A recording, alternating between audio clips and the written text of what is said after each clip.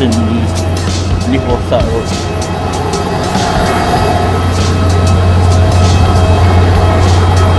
Ya,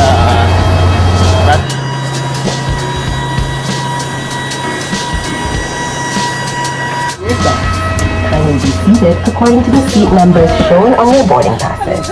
We discourage unauthorized changing of seats due to the aircraft's weight and balance restrictions.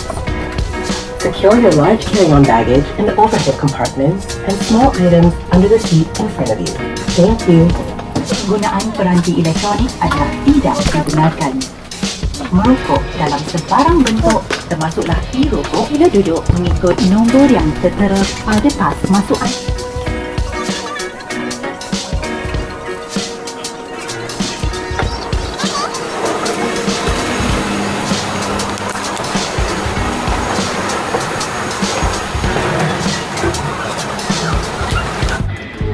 Bagi aku tak semua orang tahu cara nak naik flight.